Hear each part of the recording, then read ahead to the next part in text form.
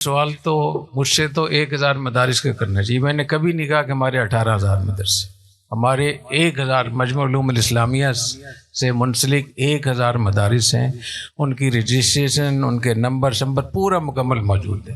باقی مولانا طیب صاحب ہیں جو پنجپیر کے ہیں، ان سے پوچھیں کہ آپ کے کتنے مدرسے ہیں، اور یہ جو دعوت اسلامی والے ہیں اور جتنے بھی لوگ ہیں، اور مجموعی طور پہ DGRE جو وزارت تعلیم کے ماتحت ایک محکمہ ہے، ان سے پوچھنے کی ضرورت ہے کہ آپ کے پاس کتنے ادارے رجسٹرڈ ہیں.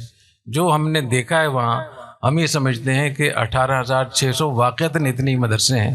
اور جو حضرات یہ کہہ رہے ہیں کہ مدرسے کہاں ہیں، ان کو پتہ نہیں ہے.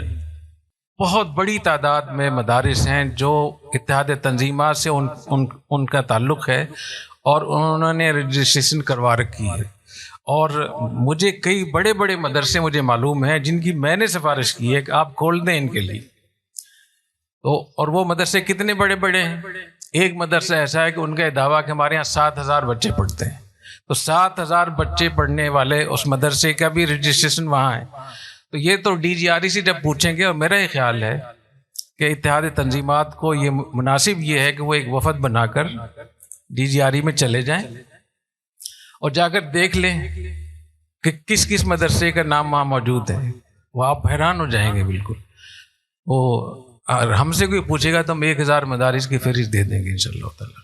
اور جب اس مسئلے پر اتنا جھگڑا ہو رہا ہے تو بجائے اس کے کہ ہم بیان بازی پہ آئیں، ہم وہاں چلے جائیں اور ان سے جا کر دیکھ لیں کہ بتاؤ دکھا دو وہ کہاں ہے فہرست آپ کی.